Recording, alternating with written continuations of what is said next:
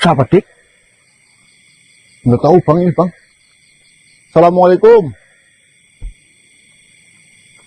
Lah, kelihatannya lagi terluka bang. Hah? Kelihatannya lagi terluka loh. Mohon maaf. Apakah jenengan bagian dari perguruan Ragorop itu?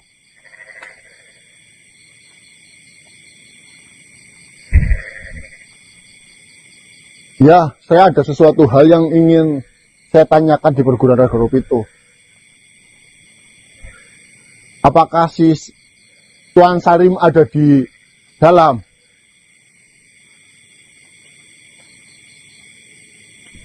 Ya, saya bantu. Bang, saya raga bang. Ayo. Bismillah.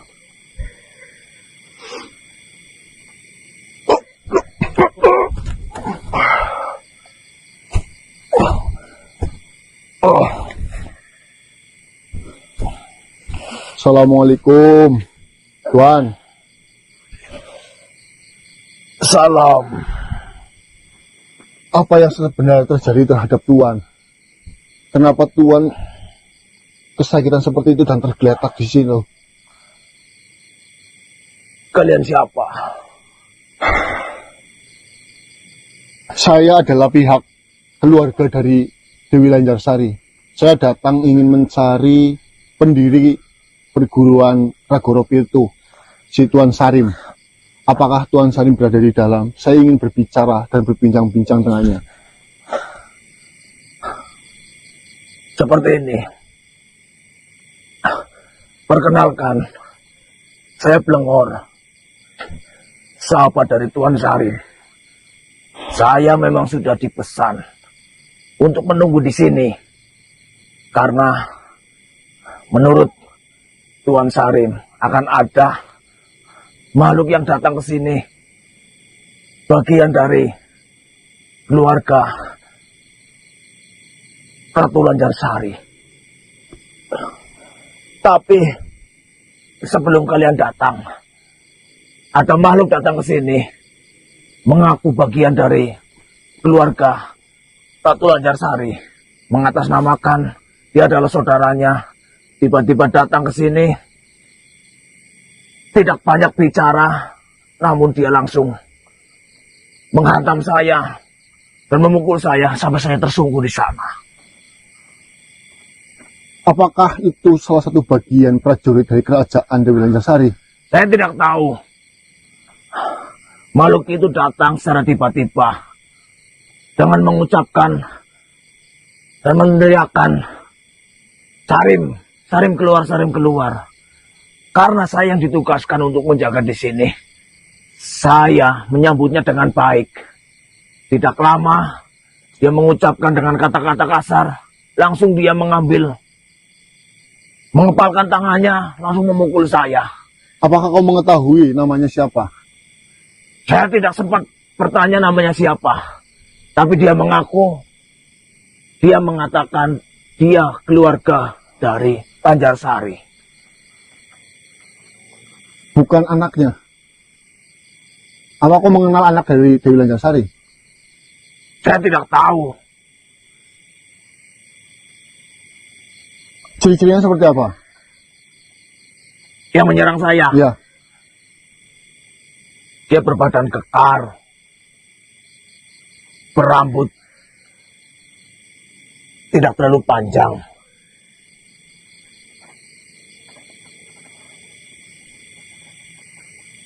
Tidak muda. sudah tua. Ya, ya sudah berumur, sudah tua. Caranya sedikit bungkuk. Tapi walaupun dia tua, tenaganya saya akui luar biasa.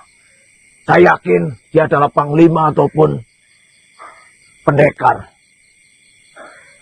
Hampir saja kuping saya dipotong dengan senjatanya. Kucang yang ada Astagfirullahaladzim. yang dibawa oleh makhluk itu, hampir saja kuping saya. Yang Martaji, Gun. Ya Allah, yang Martaji. Katanya sudah nggak peduli. Ya, saya mengenal makhluk yang kau sebutkan itu.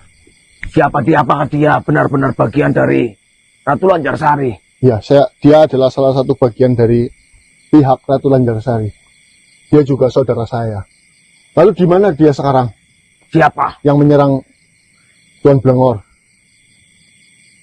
Karena makhluk itu mendesak saya, ingin tahu keberadaan dari Tuan Sarim ada di mana.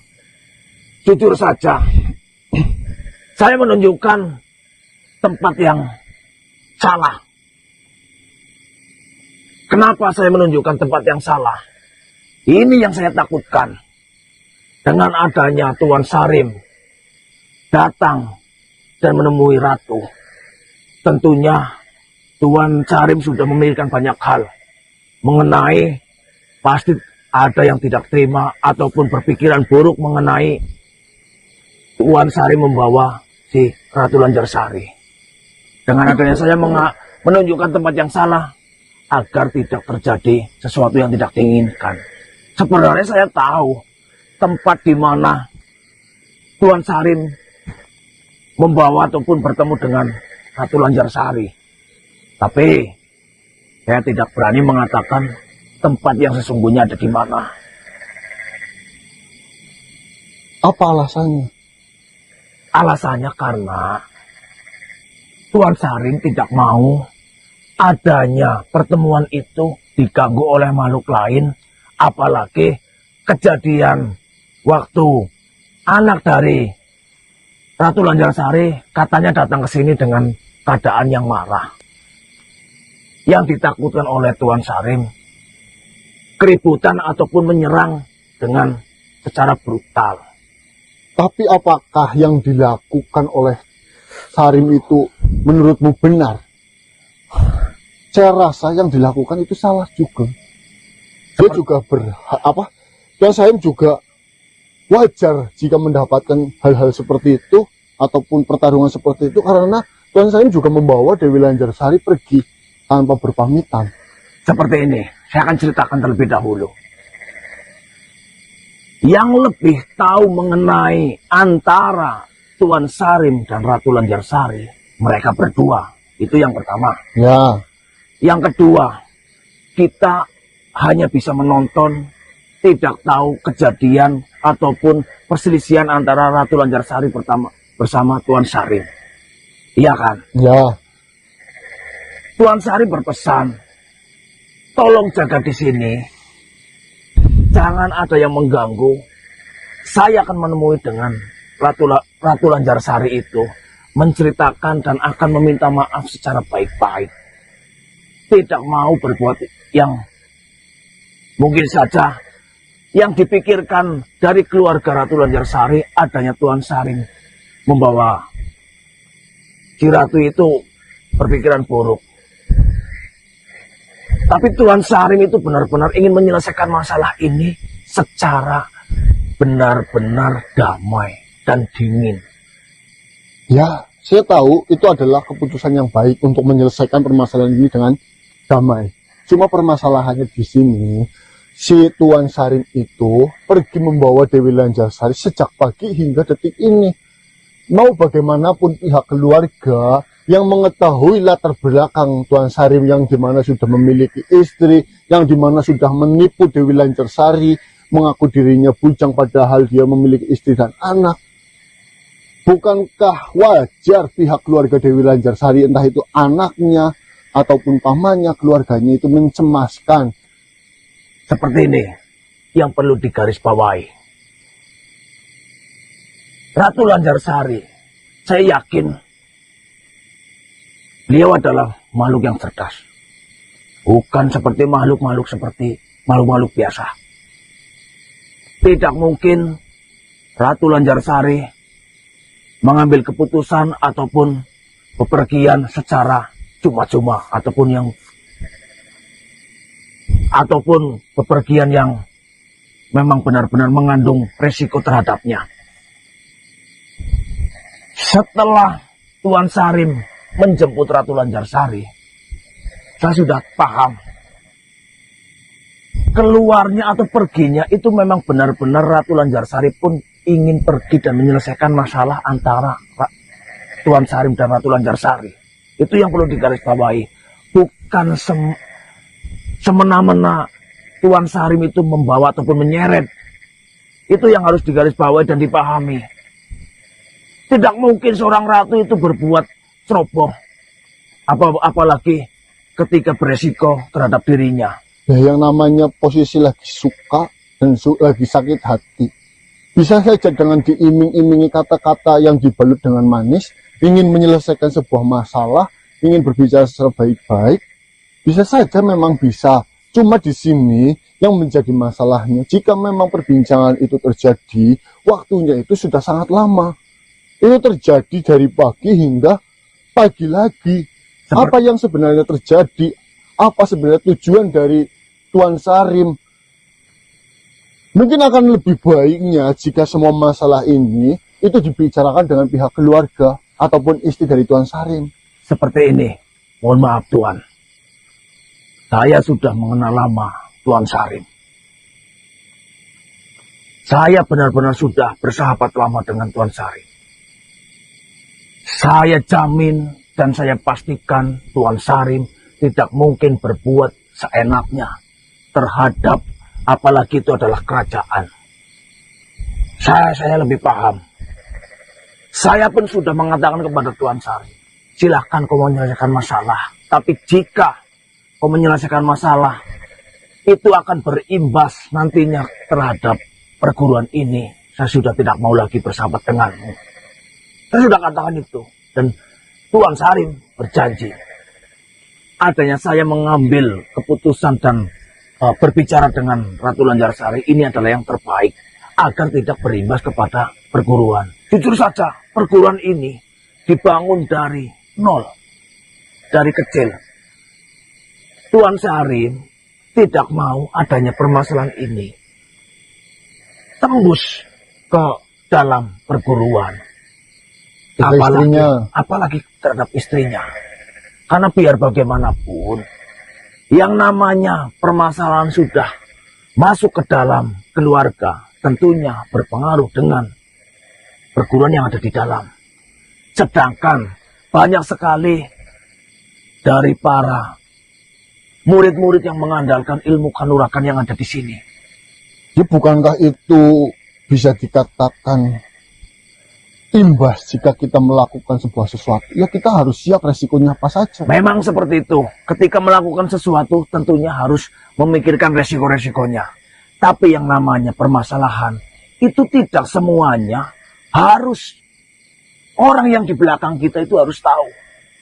Selagi kita bisa menyelesaikan di luar untuk kebaikan, itu sah-sah saja. Ya, memang mungkin sah-sah saja, tapi di sisi lain Tuan Sarim sendiri sudah menyakiti hati seorang istrinya. Dan juga sekarang menyakiti hati pacarnya Dewi Lanjarsari.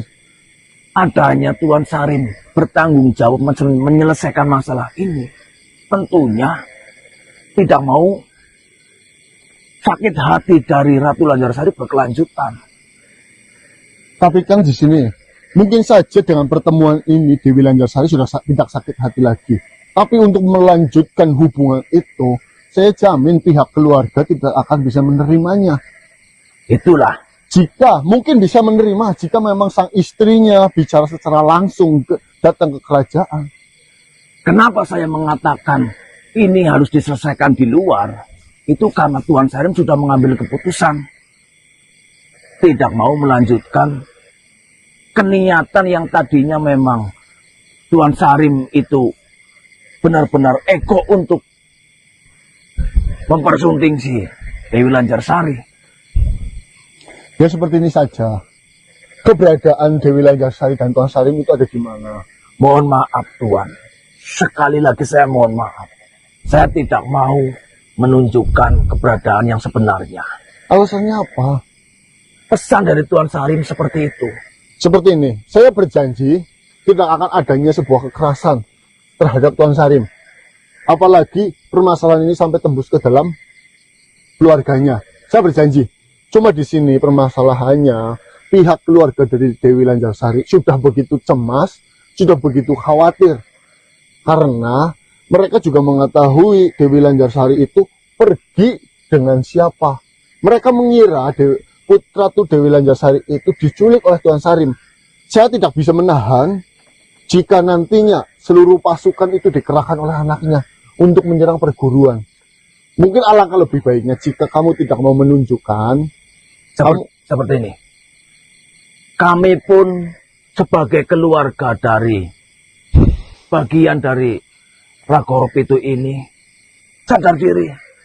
Mengukur kemampuan kami tidak mungkin akan berselisih dengan kerajaan yang begitu mewahnya, begitu besarnya, yang di dalamnya adalah banyak sekali prajurit-prajurit.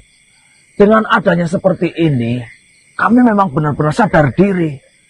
Dengan adanya menyelesaikan masalah secara cepat ini, apakah itu bukan jalan keluar dan memang kami adalah perguruan yang kecil? Ya, saya mungkin paham dan maksud tujuan dari Tuan Sarim dan jenengan.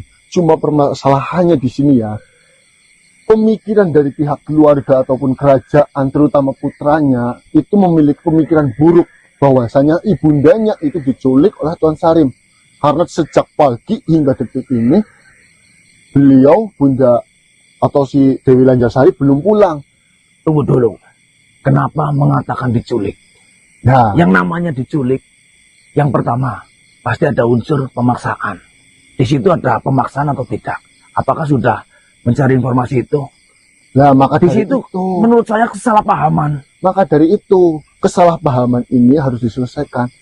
Memang dari pihak kerajaan itu ada salah satu yang melihat, salah satu prajuritnya itu melihat dan mengatakan Tuan Ratu Lanjasari dibawa oleh Primal Bagus Gunjono. Nah, karena pada saat itu Damar dalam kondisi yang marah, emosi, Damar itu mengira, berpikiran bahwasanya Dewi Lanjasari itu diculik.